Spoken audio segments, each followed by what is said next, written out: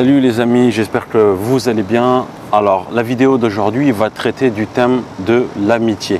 L'amitié en Thaïlande, c'est une question qui m'a été posée récemment et je voudrais faire une petite intervention là-dessus. Alors c'est une question un peu particulière dans le sens où c'est une question très précise qui parle vraiment d'amitié et non pas de connaissance. On sait que la Thaïlande est un pays très hospitalier, très accueillant, les gens sont très abordables, mais on parle là d'amitié. L'amitié, c'est quelque chose d'assez profond. Est-ce que, en habitant ici en Thaïlande, est-ce que vous allez vous faire des amis? Bon, quand vous êtes touriste, on ne va pas appeler ça de l'amitié parce que vous allez passer 2 semaines, 3 semaines et c'est un petit peu short pour se faire vraiment des amis. Mais est-ce que, voilà, en habitant ici, au bout d'1 année, 2 années, 3 années, est-ce que vous allez vous faire des amis? Voilà. Alors, je répète encore une fois, je ne parle qu'en mon nom. Et je ne parle comme ma propre expérience, ok? Donc il n'y a pas de vérité absolue. Voilà, si vous avez envie de creuser, posez la question à d'autres personnes. En tous les cas, pour ma part, en 3 ans, j'ai connu beaucoup de monde, mais est-ce que je dois qualifier ça d'amitié? Voilà, comme on l'a abordé plusieurs fois dans les précédentes vidéos, les codes sociaux en Thaïlande sont très profonds, même si ils vous montrent quand même voilà, que ce sont des gens ouverts, que le pays est ouvert, il y a quand même des codes sociaux et ça c'est super important. Donc on a les codes sociaux en surface que vous allez voir, les sawadee krap, les petites marques de respect, mais parfois on a aussi des notions un peu plus profondes et là vraiment c'est là où ça se complique en fait pour vous. C'est là où ça se complique aussi pour moi. Par exemple, voilà, j'ai eu des amis ou j'ai eu des gens qui m'ont dit qu'on était amis, etc. Mais est-ce que c'est une réelle amitié? Dans le sens où peut-être l'amitié n'est pas telle que nous la concevons en Europe. Un ami en Europe, c'est une personne que vous fréquentez pendant des années, il y a une certaine confiance qui s'instaure, puis on se rend service mutuellement, voilà, on peut confier des choses de valeur, il y a un certain process. Alors que ici en Thaïlande, je n'ai jamais connu le process que nous connaissons nous à l'européenne. Voilà. Pour ma part, hein, je n'appelle pas un ami une personne avec qui voilà, je sors, on va boire un coup, on va rigoler, on va dîner ensemble. Plusieurs fois, c'est pas ça un ami, ça c'est plus une connaissance. Mais quand on parle d'amis, pour moi, c'est beaucoup plus profond que ça. Donc, ce n'est pas vraiment une connaissance. Et ici, en Thaïlande, vraiment, parfois, ils peuvent voilà, t'appeler ami, my friend, ou vont t'appeler my close friend. Mais attention, ne faites pas l'erreur de transposer ça à ce qui se passe en France, entendu. Tout en sachant que parfois en France, pour faire certaines choses, avec une personne, vous avez besoin d'être ami. Vous n'allez pas partir en vacances avec une personne avec qui vous n'êtes pas ami, par exemple. Okay. A contrario, ici en Thaïlande, vous pouvez très bien partir en vacances avec une personne que vous avez connue, allez, peut-être dans la semaine, se dire « Ah oui, tu pars à Phuket demain, tu pars à Chiang Mai, ah oui, ça ne dérange pas, on peut y aller ensemble, etc. Ouais, c'est cool, etc. Faisons le chemin ensemble, allons-y, passons les vacances ensemble. » Donc ça, c'est fort probable. Vous voyez, ça, en Europe, en France, vous ne le feriez jamais avec une personne que vous ne connaissez pas. Ici, on le ferait en Thaïlande. Donc, comme vous le voyez, la définition d'amitié et de connaissance n'est pas du tout la même ici en Europe.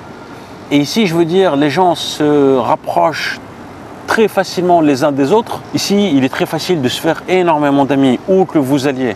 Donc, voilà, parfois, on ne ressent pas vraiment le besoin de se lier d'amitié profonde avec une seule ou 2 personnes et puis de former ce cercle-là. Pourquoi s'enfermer dans un petit cercle alors qu'on a toute la ville, on a tout le pays, on peut rencontrer énormément de personnes.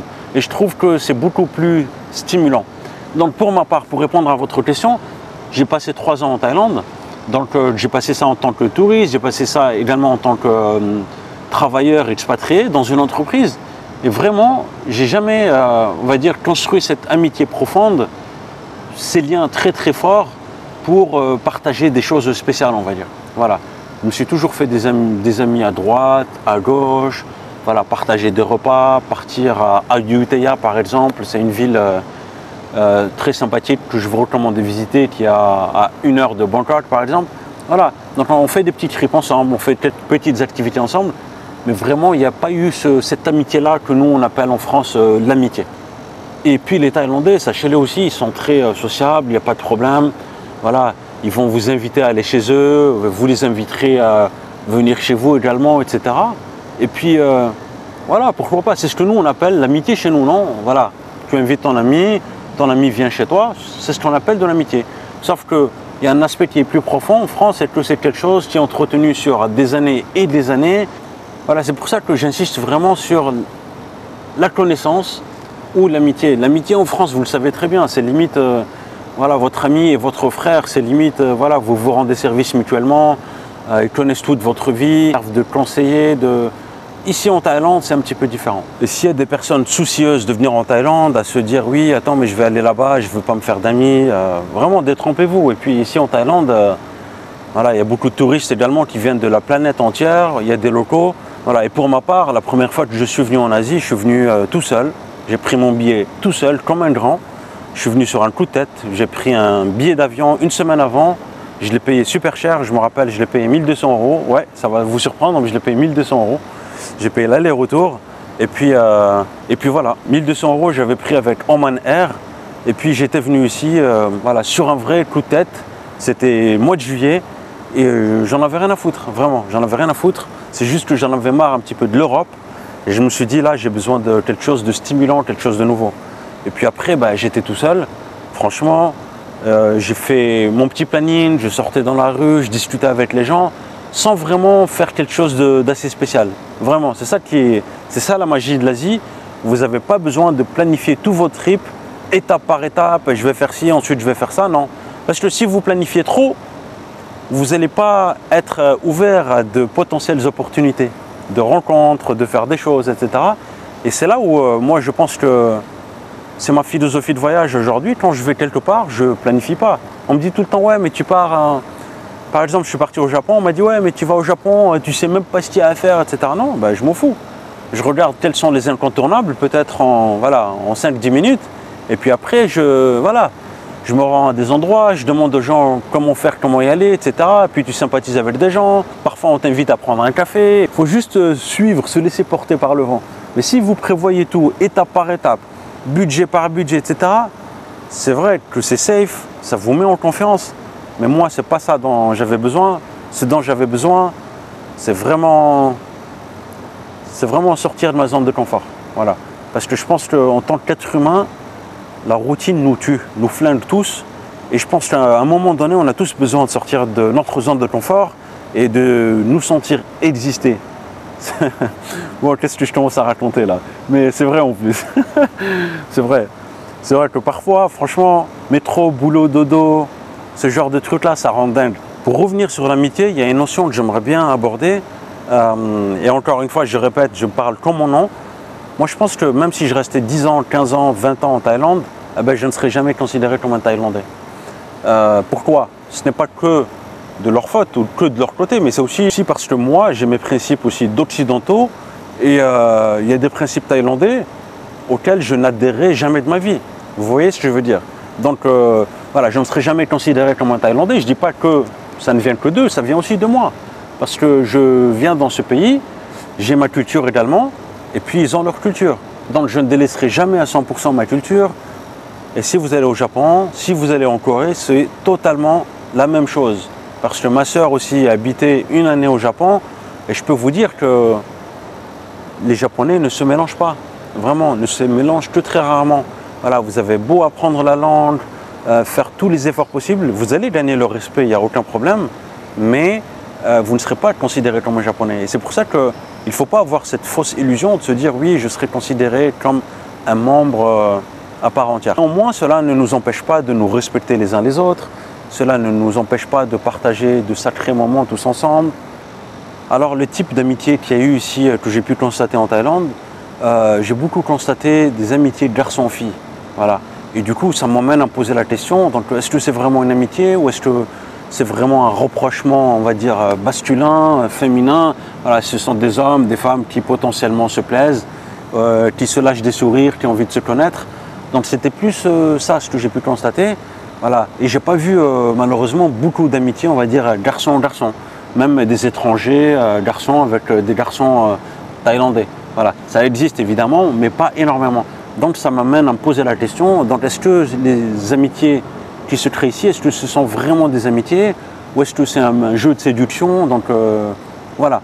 Mais en tous les cas, voilà, pour répondre clairement à la question, l'amitié telle que nous la connaissons en France, c'est-à-dire vous faire un ami et puis partager de sacrés moments et puis voilà, au fil du temps, partager quelque chose d'assez profond, eh bien, ici, je ne l'ai jamais connu et je pense que je ne la connaîtrai jamais. Voilà. Et comme je l'ai précisé dans une de mes précédentes vidéos, les Thaïlandais sont vraiment... les Thaïlandais vivent au jour le jour, vivent le présent. Donc, il n'y a pas l'aspect de projection. Voilà, et ça, je ne cesserai de le répéter. Et il faut le savoir, les Thaïlandais ne vivent pas trop dans la projection dans le futur. C'est au jour le jour. Il faut kiffer, il faut aimer, apprécier le moment présent. En France, quand il y a une dispute avec votre ami, vous essayez d'en discuter un petit peu plus tard. Voilà, vous dites, écoute, j'ai déconné, etc. Est-ce qu'on peut en discuter, etc., etc. Ici, en Thaïlande, non. Quand il y a une embrouille, et ça, c'est mon ressenti, j'ai l'impression que on peut tourner la page assez rapidement. Vous voyez? Et là, c'est là que je me pose la question, est-ce que c'est vraiment une amitié? C'est-à-dire qu'au moindre problème, à la moindre embrouille, on peut tourner la page. Bye bye, ciao, je te bloque sur Facebook, sur les différentes applications et basta. Donc, partant de ce postulat-là, je ne pense pas que ce soit une réelle amitié. Voilà. J'espère que vous voyez ce que je veux dire un petit peu. Voilà. En France, on ne bloque pas quelqu'un pour une petite embrouille. On essaie d'en discuter et puis on se dit non, non, non, ça fait 3 ans, 5 ans que je le connais, il connaît ma famille, etc. Non, ici en Thaïlande, non, il n'y a aucun problème. Voilà, il y a un petit problème, on te zappe. Et je pense que c'est en rapport aussi avec leur état d'esprit. C'est qu'on vit au jour le jour. S'il y a quelque chose qui ne me convient pas, ben, écoutez, voilà. Et ici, il est très facile de se faire des amis. Donc, pourquoi je vais me cantonner à une seule personne? Pourquoi je vais supplier cette personne, etc. Bon, il y a une petite embrouille, je répare pas, je passe au suivant. Et puis ici, les Thaïlandais vivent beaucoup en extérieur. C'est pas comme chez nous, on est reclus dans nos appartements, dans nos studios. Ici, il fait super chaud, donc tout le monde vit à l'extérieur et du coup, il est très facile de se faire des amis. Voilà les amis, j'espère que cette petite vidéo vous a plu. Si vous avez des questions, n'hésitez pas à les poser en commentaire. Abonnez-vous à la chaîne pour ne pas rater les prochaines vidéos. Et je vous dis à très bientôt. Ciao!